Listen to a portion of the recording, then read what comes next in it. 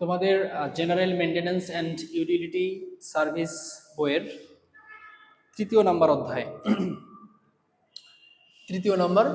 হ্যাঁ, তৃতীয় নম্বর অধ্যায়ে যে বিষয়টা আলোচনা করা আছে যে পাওয়ার ট্রান্সমিশন সিস্টেমের ধারণা, পাওয়ার ট্রান্সমিশন সিস্টেম এর ধারণা।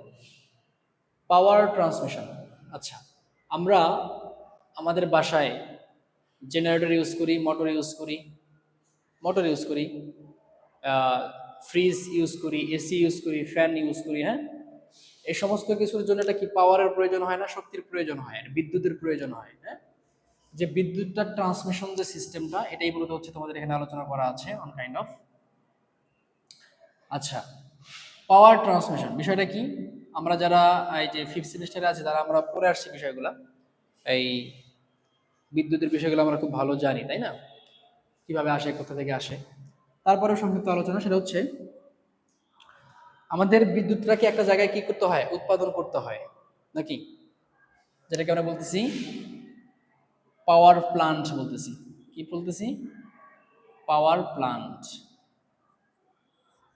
পাওয়ার প্লান্ট যেখানে আমরা কি করি, বিদ্যুৎটাকে উৎপাদন করি।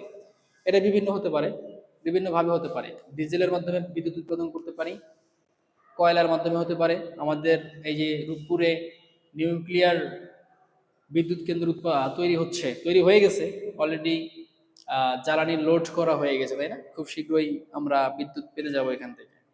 এটা হতে পারে সোলার সিস্টেমের মাধ্যমে, হতে পারে বায়ুর মাধ্যমে, হতে পারে।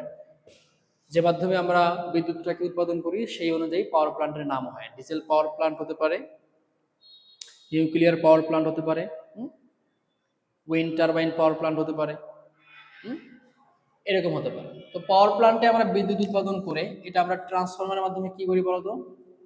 ট্রান্সফরমারের মাধ্যমে আমরা কি করি? ট্রান্সফরমারের মাধ্যমে আমরা ভোল্টেজটাকে হাই করি। হাই ভোল্টেজের মাধ্যমে আমরা কি করি? পাওয়ারটাকে ট্রান্সমিশন করি নাকি, তারের মাধ্যমে পাওয়ারটাকে ট্রান্সমিশন করি। ট্রান্সমিশন করার পরে আবার এখানে একটা সাবস্টেশন থাকে, সাবস্টেশনের মাধ্যমে আমরা কি করি? উচ্চ ভোল্টেজটাকে আবার নিম্ন ভোল্টেজে নিয়ে আসি। হ্যাঁ, মোটামুটি এরকম। এটা থাকে হচ্ছে 132 কেভি হতে পারে, 240 কেভি হতে পারে। এখানে এসে আমরা যেটা করি 66 কেভি করি সাবস্টেশন। হ্যাঁ, এটাকে এখানে এসে আমরা কি করি? 66 কেভিতে রূপান্তর করি বা 33 কেভিতে রূপান্তর করি। সাবস্টেশন থেকে আবার লাইন যায় নাকি, আমাদের কিসের লাইন যায় বলতো? এই যে ডিস্ট্রিবিউশন লাইনগুলো যায়, ডিস্ট্রিবিউশন লাইনগুলোকে নিয়ে গিয়ে পরে আমরা কি করি? বাসায় ইউজ করি নাকি। এটা ধরো আমাদের হোম। এখানে আবার আর একটা পোল থাকে, যে পোলে একটা ট্রান্সফরমার লাগানো থাকে, যে ট্রান্সফরমারের মাধ্যমে আমরা এখানে কি করি? বাসা বাড়িতে কি নিয়ে যাই? বিদ্যুৎ নিয়ে যাই, তাই না? তো এই যে এখানে পুরো প্রসেসটা, এই পুরো প্রসেসটাই হচ্ছে আমাদের কি বলতো? Power transmission system, transformer. এটা ট্রান্সফরমার। আমরা স্বাভাবিকভাবে যে পাওয়ার প্ল্যান্টে বিদ্যুৎ উৎপাদন করি এটা এরকম 11 কেভি হয়, 15 কেভি হতে পারে। হ্যাঁ, 15 কেভি। এই বিদ্যুৎ উৎপাদন করার পর, এই কেভিতে উৎপাদন করার পর ট্রান্সফরমারের মাধ্যমে আমরা হাই ভোল্টেজ করি। হাই ভোল্টেজ করে হচ্ছে আমরা সাবস্টেশনে পাঠাই। সাবস্টেশন থেকে ট্রান্সফরমারের মাধ্যমে আবার সেটাকে কি করা হয়?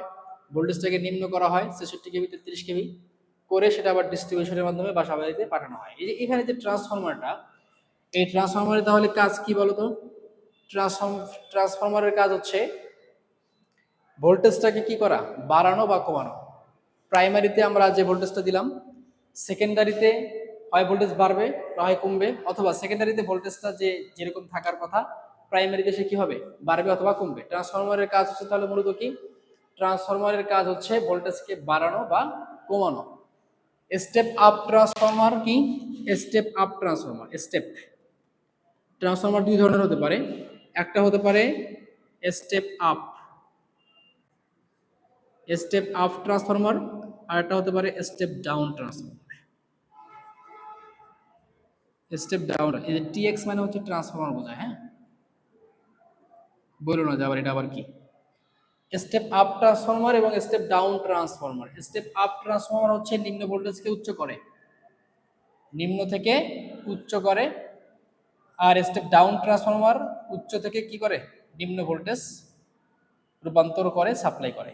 হ্যাঁ, তোমাদের এখানে ট্রান্সফরমার নিয়ে আলোচনা করা আছে। পাওয়ার ট্রান্সমিশন সিস্টেমটা মূলত হচ্ছে এইটাই। ওকে, এখন দেখো ট্রান্সমিশন যে লাইনটা, ট্রান্সমিশন লাইন এটা দুই রকম হতে পারে।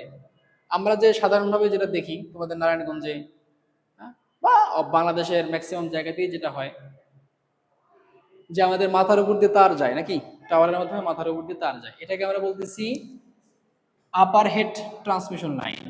আপার হেড ট্রান্সমিশন লাইন মানে মাথার উপর দিয়ে যায় নাকি। আর একটা লাইন হতে পারে, এটা হচ্ছে আন্ডারগ্রাউন্ড ট্রান্সমিশন লাইন। আন্ডারগ্রাউন্ড মানে কি, মাটির নিচ দিয়ে যেগুলো গ্রাউন্ড হয়, মাটির নিচ দিয়ে যে ট্রান্সমিশন লাইনগুলো আসে, আন্ডারগ্রাউন্ড ট্রান্সমিশন লাইন। এটা উন্নত দেশগুলোতে স্বাভাবিকভাবে এটা হয়, আমাদের বাংলাদেশেও আছে। কোথায় জানো, সুনামগঞ্জ না কোথায় জানো, পুরো জায়গাটা এই আন্ডারগ্রাউন্ড ট্রান্সমিশন করা, আন্ডারগ্রাউন্ড লাইন করা। হ্যাঁ, আন্ডারগ্রাউন্ড মাটির নিচ দিয়ে লাইন গেছে, বৈদ্যুতিক লাইনগুলো কোথা দিয়ে গেছে, মাটির ভিতর দিয়ে গেছে। তো এখানে যেটা হয়, আন্ডারগ্রাউন্ড হলে আমাদের দেখতে অনেক সুন্দর লাগে, মানে ওইরকম তারের ঝুট ঝামেলা থাকে না। এবং দেখা যায় যে আমাদের বিভিন্ন ধরনের এই যে ঝড় হয়, বাতাস, বৃষ্টি, হ্যাঁ, তারপর হচ্ছে যে বজ্রপাত জনিত সমস্যাগুলো থেকে এই আন্ডারগ্রাউন্ড কেবলটা কি হয়, রক্ষা পায়। এবং এর মেরামত খরচ অনেক, মেরামত খুব কম করতে হয়। হ্যাঁ, বাট আবার হেড ট্রান্সমিশন লাইনে দেখা গেল যে অনেক ধরনের প্রবলেম হয়, ফল্ট হয়, বিভিন্ন ধরনের মেনটেন্যান্সের প্রয়োজন হয়। কিন্তু বিষয় হচ্ছে এটার একটা উপকারিতা আছে যে আপার হেড ট্রান্সমিশন লাইন নির্মাণ করার খরচটা কম, বাট আন্ডারগ্রাউন্ড লাইনে খরচটা একটু বেশি, আর মেনটেন্যান্স করাটা একটু ঝামেলা। হ্যাঁ, তো এই বিষয় নিয়ে একটা আলোচনা করা ছিল তোমাদের, ট্রান্সফরমার পাওয়ার ট্রান্সমিশন লাইন গেল। তারপরে এখানে তোমাদের এই যে মেকানিক্যাল পাওয়ার ট্রান্সমিশন বিষয়গুলো এখানে দেওয়া আছে। বেল্ট এবং পুলি, শ্যাফট, কাপলিংস, এই বিষয়গুলো তোমরা হচ্ছে আমাদের যে বিমানের ইঞ্জিনে যে ইয়াগুলো ব্যবহার করা হয়, ক্লাস ব্যবহার করা হয়, সেগুলো নিয়ে এখানে আলোচনা করা আছে। আসলে এগুলো তোমরা একটু দেখে নিও, এরকম আসলে বোঝানোর মতো এরকম কিছু নাই। বেল্ট পুলি কি, বেল্ট পুলি আমরা মনে হয় সবাই চিনি, কোনো না কোনো ভাবে এটা আমরা দেখছি। বেল্ট পুলিটা কি, পুলি সাইকেল দেখছি আমরা, সাইকেলে কি হয় বলো তো, মানে এটা হচ্ছে চাকা, চাকার এখানে ছোট্ট একটা কি লাগা থাকে, এরকম কাঁটাযুক্ত একটা কিছু একটা লাগা থাকে নাকি, এটা আমরা দেখছি। আর এখান দিয়ে আমরা একটা কি করি বলতো, চেন লাগাই, চেন, এরকম ভাবে একটা চেন লাগাই নাকি। এখানে মনে করো যে এটা হচ্ছে আমাদের কি হ্যান্ডেল, হ্যাঁ, যেটা পা দিয়ে আমরা ঘুরাই। তো এই বিষয়গুলো হচ্ছে মূলত এটা পুলি মানে হচ্ছে এরকম একটা কাঁটাযুক্ত একটা অংশ, কাঁটাযুক্ত একটা যন্ত্র। তোমাদের বইয়ে কিভাবে সংজ্ঞা দেওয়া আছে পুলি, পুলি কি,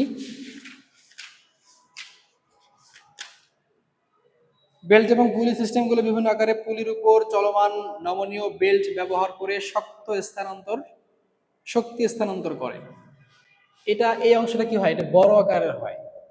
এটা যদি একবার ঘুরে দেখা যাবে যে এটা 3বার ঘুরে যাবে, 4বার 5বার ঘুরে যাবে।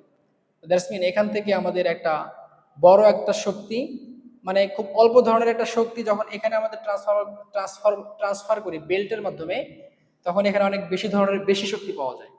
স্বাভাবিকভাবে তোমরা দেখা যাবে যে সাইকেলের ইয়াটা যখন বেশি হবে, বড় হবে, তখন এটা যদি একবার ঘুরে দেখা যাবে যে এটা 4বার ঘুরে গেছে। তো এইভাবেই মূলত হচ্ছে আমাদের কম শক্তিটাকে কাজে লাগায় কি করা হয়, বেশি শক্তিতে রূপান্তর করা হয়, বেশি শক্তি। আর এই শক্তিটাকেই মূলত কাজে লাগায় আমাদের এই যে কপি কলগুলো কাজ করে। হ্যাঁ, এগুলো কাজ করে, কপি কলগুলো কাজ করে। এখানে তো আমাদের আলোচনা করা আছে বায়ু সংক্রান্ত পাওয়ার ট্রান্সমিশন লাইন সম্পর্কে আলোচনা করা আছে, যেটা আমি এখানে আলোচনা করছি এরকম ভাবেই সিস্টেমটা। তারপরে তোমরা একটু দেখে নিও, আর যদি এখান থেকে কোনো প্রবলেম হয় যে স্যার এই বিষয়টা বুঝতেছি না, তাহলে আমরা নেক্সট ক্লাসে বুঝাই দেবো। হ্যাঁ, আর তোমাদের এখানে সংক্ষিপ্ত প্রশ্নগুলো মাত্র 14টা প্রশ্ন আছে, তার মধ্যেও তোমরা 1 number, 2 number, 8 number, 7 number, 11 number, হ্যাঁ, এগুলো একটু পড়ে আসিও। সংক্ষিপ্তের মধ্যে সাব স্টেশনের গুরুত্ব কি, 2 নাম্বার মোস্ট ইম্পর্টেন্ট প্রশ্ন। ট্রান্সফর্মার কাকে বলে, এটা পড়ে আসবা। ওভারহেড ট্রান্সমিশন লাইন কাকে বলে, এটা পড়ে আসবা। এবং হাইড্রোলিক পাওয়ার ট্রান্সমিশন কাকে বলে, ইম্পর্টেন্ট প্রশ্ন, এটা পড়ে আসবে। আর রচনামূলক প্রশ্নের মধ্যে বৈদ্যুতিক শক্তি ট্রান্সমিশন আলোচনা করো, এটাই মোস্ট ইম্পর্টেন্ট, এটা পড়ে আসবে। ওকে, এই হচ্ছে মোটামুটি এখানকার আলোচনা, অধ্যায় আলোচনা। ঠিক আছে।